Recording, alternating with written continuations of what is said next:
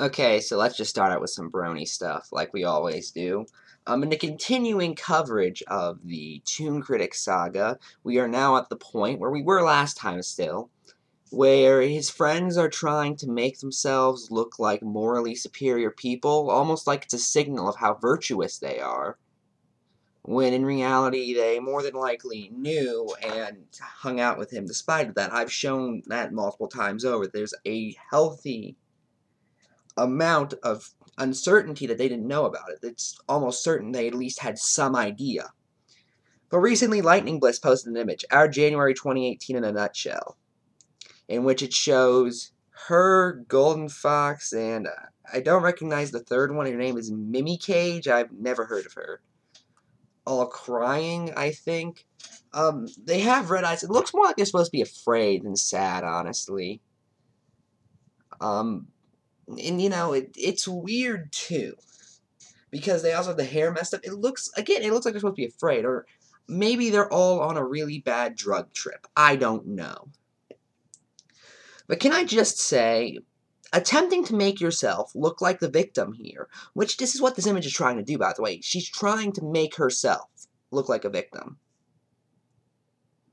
By simply having it so, oh, you see, we're crying, we're upset by this too, we're victims here. When, no, you knew about it. That's just objective fact. You at least had some idea about it. Either that, or this community is filled with Sigmund Freuds, who can piece together and psychoanalyze people better than the person's best friends could.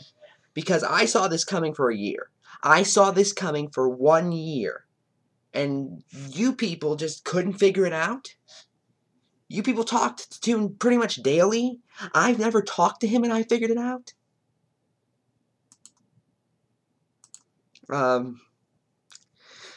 Bliss also was commissioned one by Sega Sister of voice holding her looking angry while she's crying.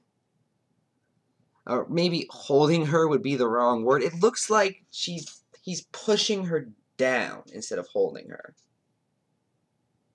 It's really weird to explain. A link to the image will be in the description, so you can just go look at it there. However, again, by the way, to Sega, I pieced this together, and remember when I pieced it together, you and your E4B buddies were calling me crazy, and calling me, what else? I was called crazy, I was called disgusting, I was called a pig, I was called all of these things.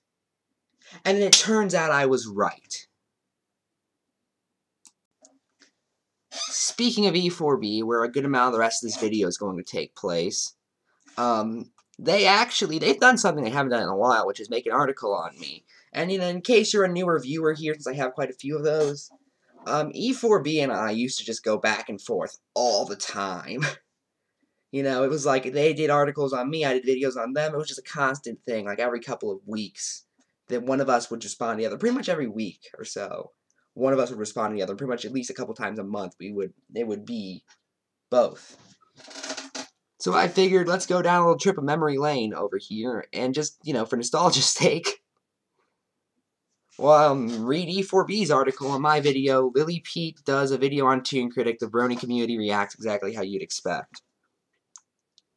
In which I'd actually like to give them credit, because JoJo, the mod who wrote the reblog of this, actually admitted he was wrong. But in all seriousness, Ephrom was right about Toon being a scummy person. However, they add a little caveat. I suppose it must come from the fact that he relies on animal instincts rather than logic, because sharks can sense electrical fields to locate fish and navigate.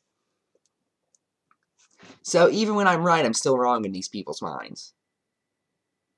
Just amazing. There is no way to win with E4B other than just parrot them. It's a lose-lose. You're right. Oh, well, you still shouldn't have covered it. You're wrong? Well, of course you're wrong. You're just wrong. But let's back up and cover Wolf Gamer's post on the video. Okay. Ephrom, you are an idiot when you know for a fact that Pete has been doing this long ago. And he still hasn't been jail. He still hasn't been jail. for his time on holding child porn. Again, I assume they're referring to Stockholm, in which case that was treated like a bad thing. These people do realize that, right? The fanfics make us see what he wants to do to kids. Yes, in the same way that it tells us that Stephen King actually wants to dress up as a clown and kill people. I mean, what? No, that's called fiction. It's this whole genre. I think you should learn about it. They also did actually give me credit that the posts supporting Tune are now outdated. However, then they go on to say how Vita doesn't like me, as if that proves me wrong, I guess. I'm pretty sure that's an appeal to authority fallacy. Just saying. But that was Anime Wolf Gamer's portion. Then JoJo stepped in. They talk about Pete's being grammatically incorrect. Again, they use an appeal to authority. However, guess who their authority is? Michael Keaton was called Keats by co-star Jack Nicholson on the set of Batman. The noted linguist, Jack Nicholson. And for that matter, what is their proof of my claim that, you know, your girlfriend dying doesn't make you a pedophile? The Joker. The Joker once said, all it takes is one bad day to drive the sanest man to lunacy. Because when I think of a psychology class, I think of Batman.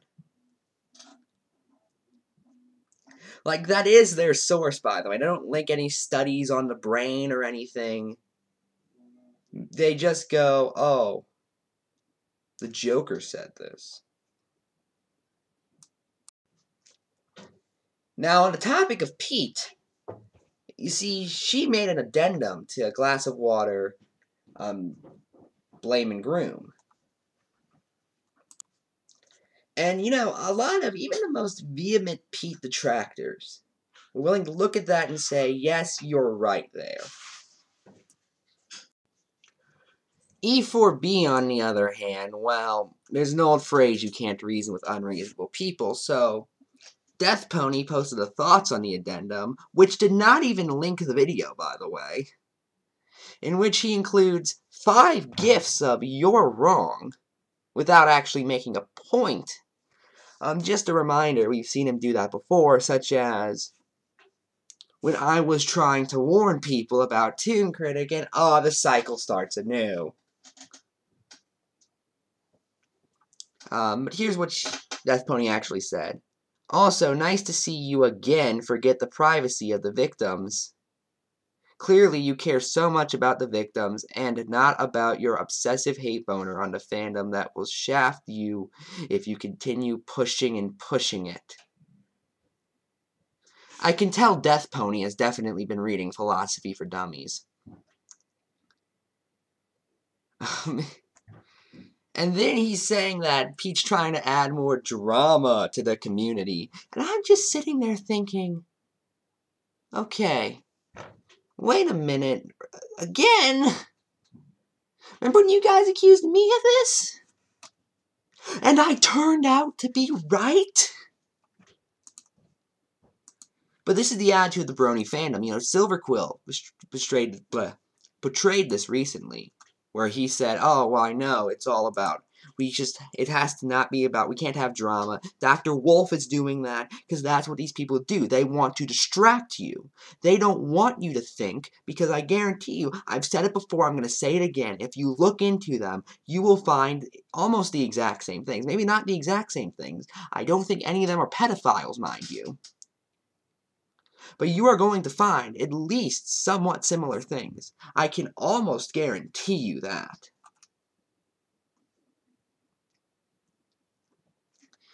Sega Sister even asked, and Space Mare responded to this, you know, the one who tried to flag me a while back.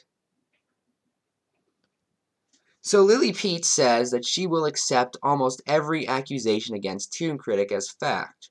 Which, for the record, I don't think you really should in most cases, but, you know, understandable as he is a sexual ham, harasser, abuser, manipulator.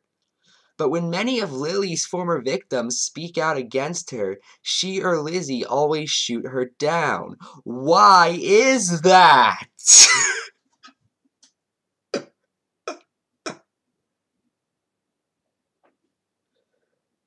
That's not even a question. That's a statement you tacked a question onto.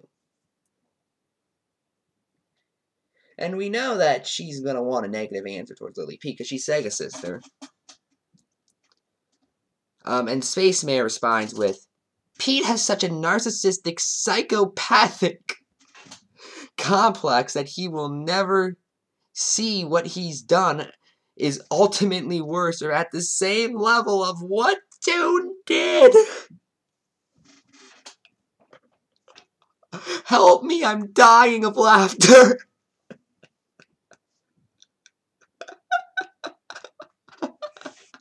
I'm sorry, I can't help it at this point.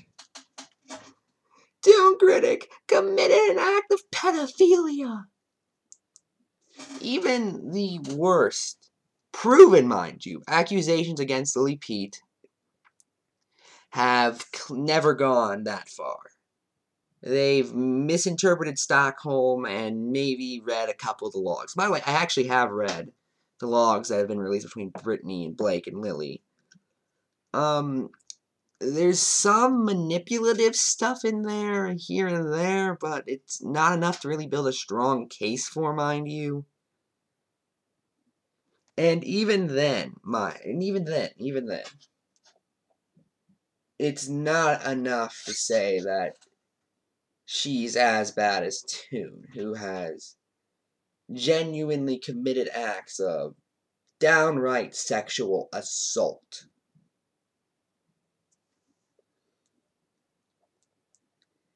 And then, by the way, you have this. And his peach sheet are eating everything up like warm shit served on a silver platter. You know, H. Bomber Guy once made this point. I'm going to steal it from him, but if these people are so stupid, wouldn't you not being able to convince them actually kind of be proof that you're wrong? I mean, I'm a Lily Pete fan. According to you guys, I'm one of the lowest level intellectuals out there. And you can't even convince me. Because there's almost no evidence of it. Outside of cherry-picked screen caps. Also, because most of his fans are like the perfect age to be... Again, this went from Toon is bad to, oh, let's talk about Lily Pete, because that's how E4B thinks. And then this is one more post on it that I thought was just a beautiful, in my opinion.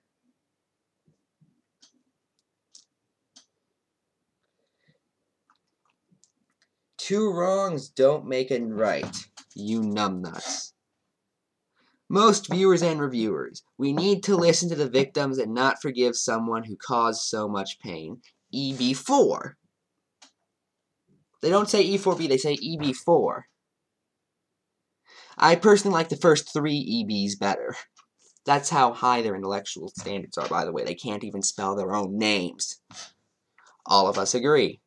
Most viewers and reviewers, forgiveness is earned, not given so easily. EB4. Yes, no one should apologize to what Toon has done for the past. Most viewers and reviewers, please listen to Lily Pete on this. She is the only one who's making so much sense in this community.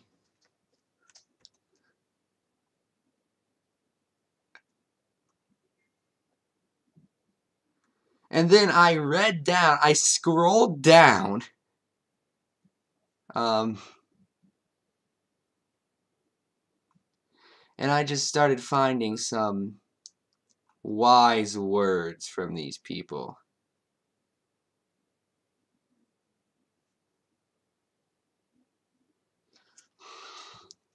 Okay.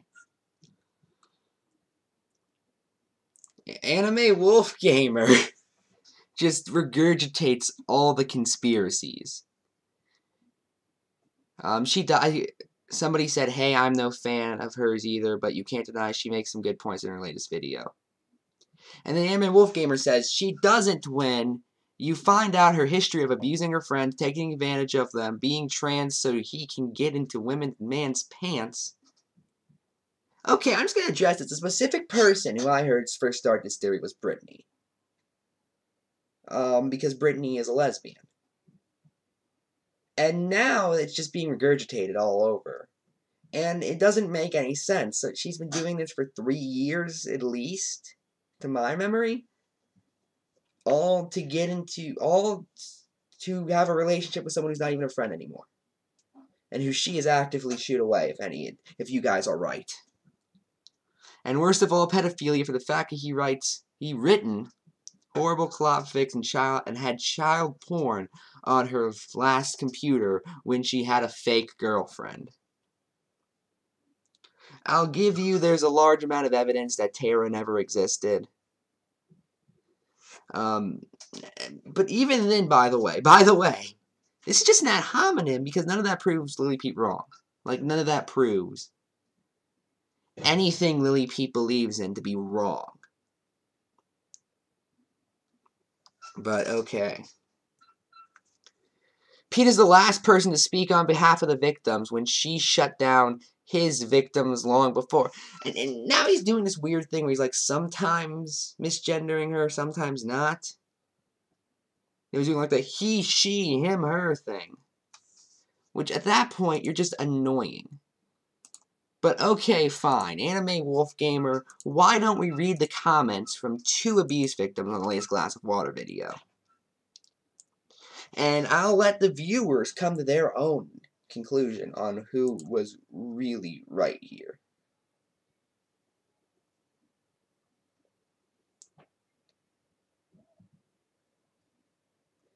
Because Nova Bell, one of Toon's victims, commented, let's not forget the fact that forgiveness was what led Zach to continue his behavior for as long as he did. By telling Zach he was forgiven every time he pulled a bad move, he got the impression that his actions had no consequence. If we forgave him for this and welcomed him back with open arms, not only would we be disregarding every victim of the situation, we would also be... It just goes on like that. So clearly she agrees with Lily Pete's video. And the last paragraph is, thank you for this, Lily. This shines quite a bright light on the situation. But okay, Patchwork Heart, another one of them.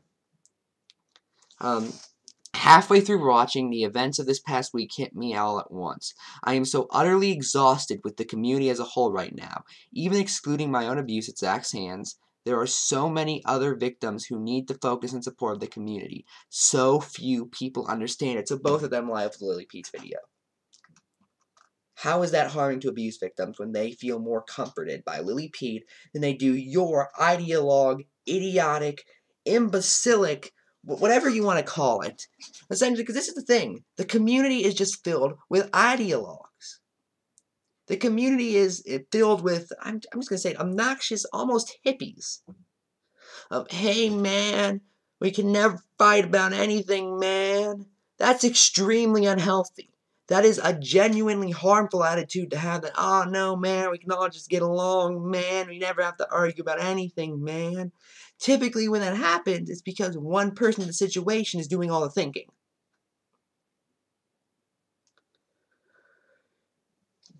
It annoys me.